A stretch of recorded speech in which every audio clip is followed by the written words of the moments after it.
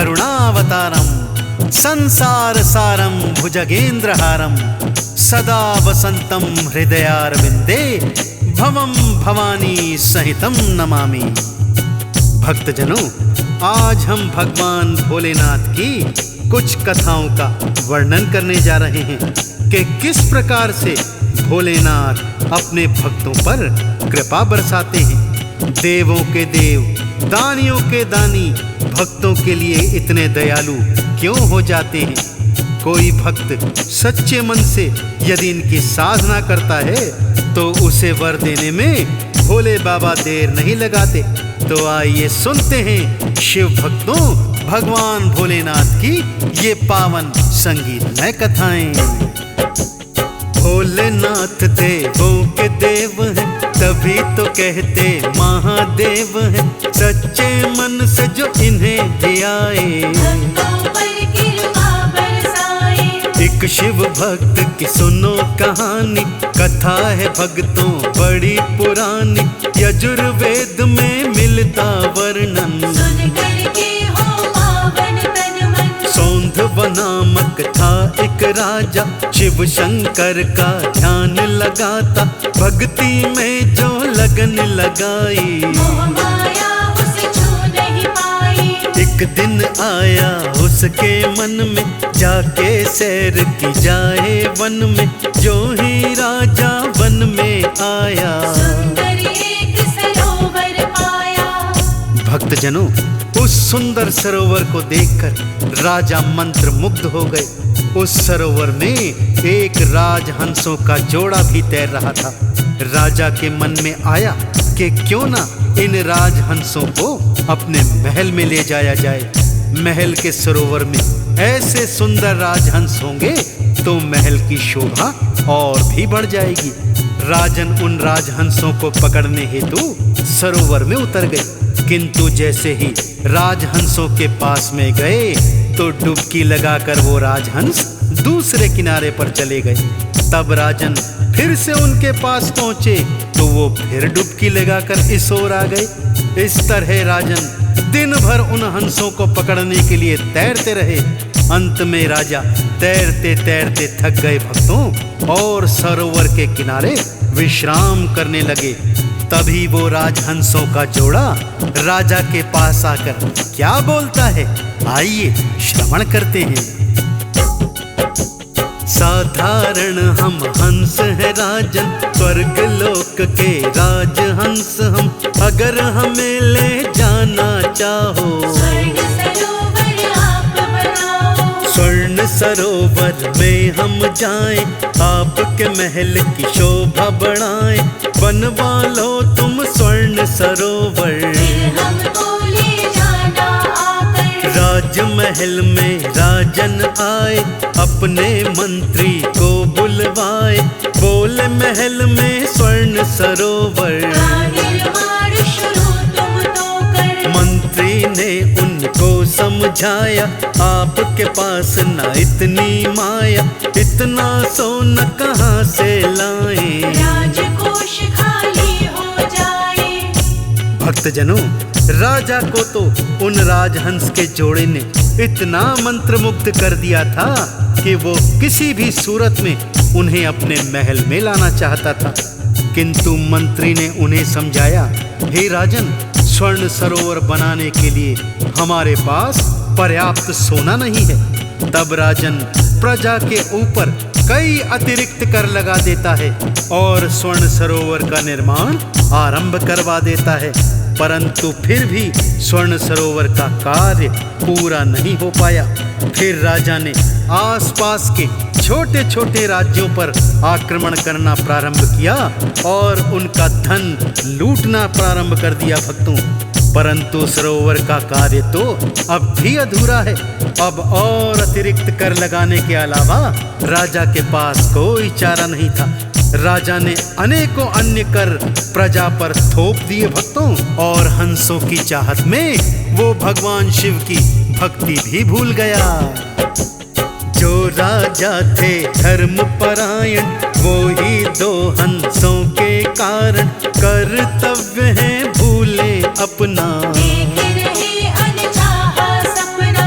प्रजा उन्हें देती थी दुआएं, अब वो उनसे ही तंग आए, लगी निकलने मन से बद्दुआ।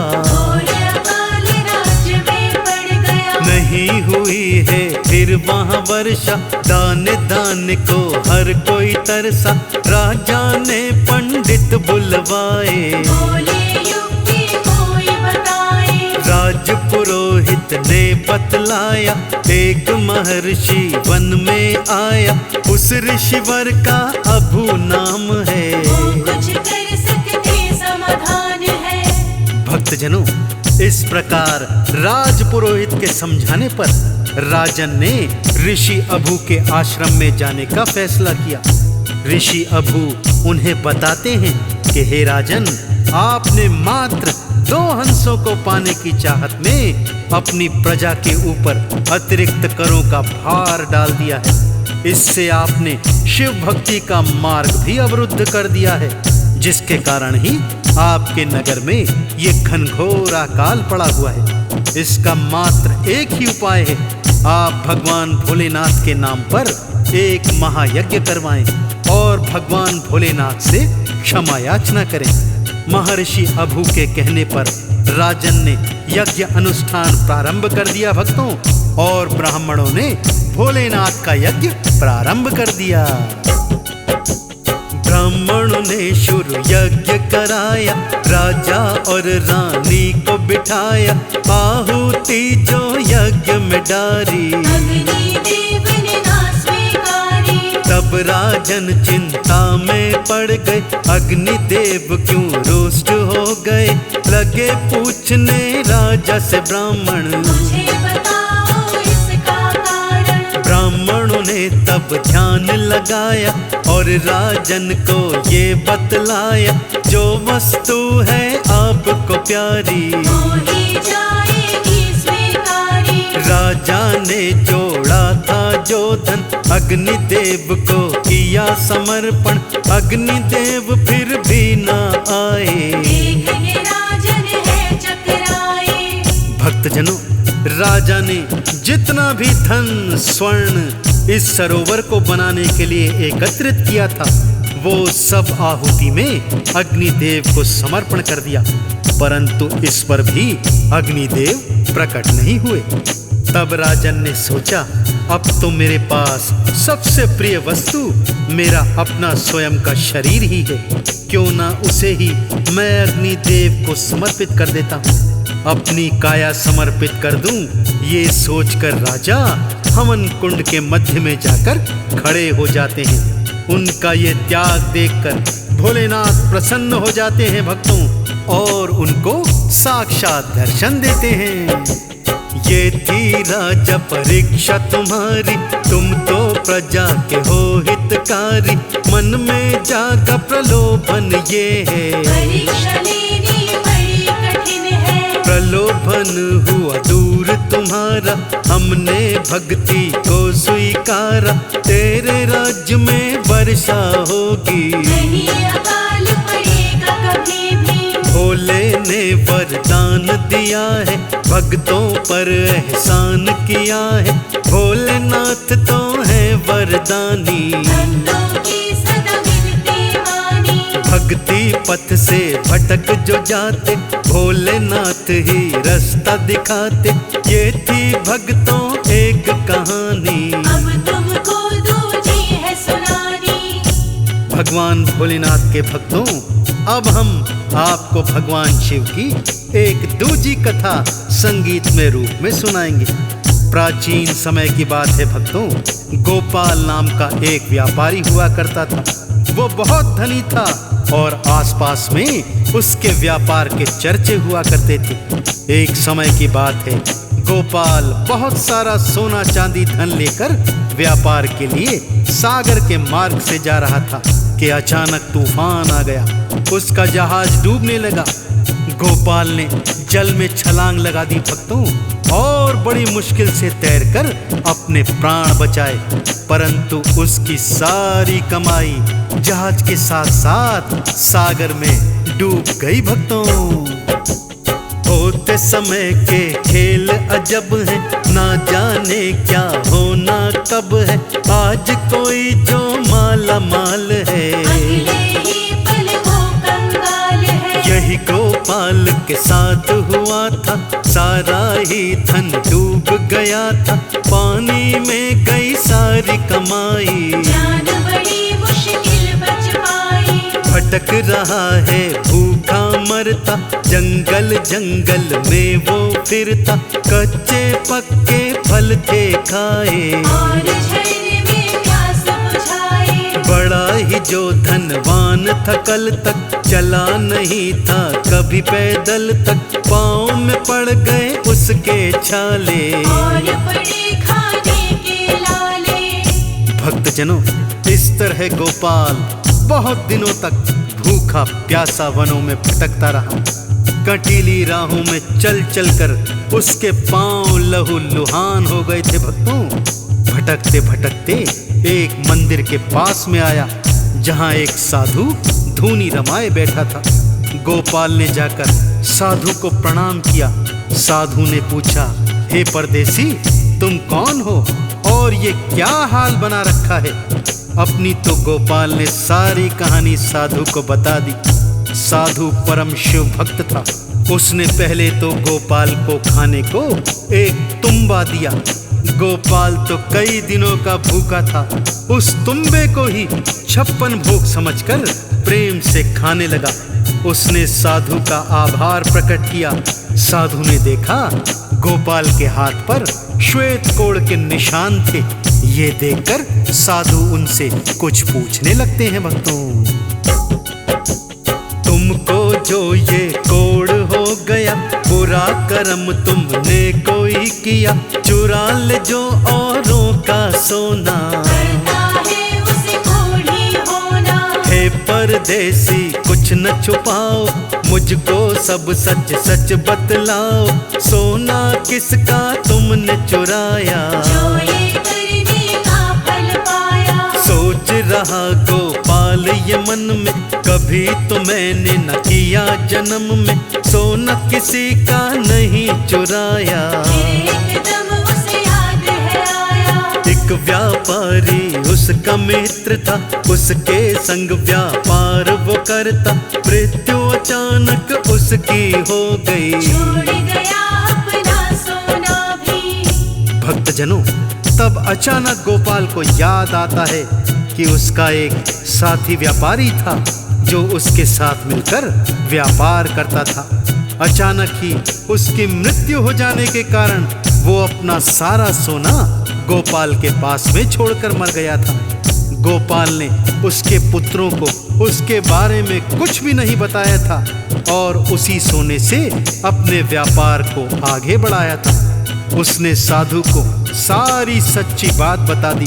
साधु कहने लगे, तुम्हें इसीलिए कोढ़ हो गया है, तुम उस व्यापारी के पुत्रों को उनका सारा सोना लौटा दो।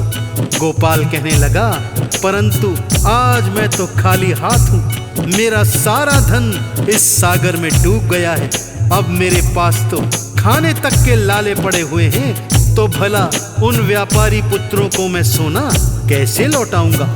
साधु ने कहा, तुम निश्चय तो करो, सब ठीक हो जाएगा। और साधु ने अपनी धूनी से थोड़ी सी राख लेकर उसके माथे पर लगा दी।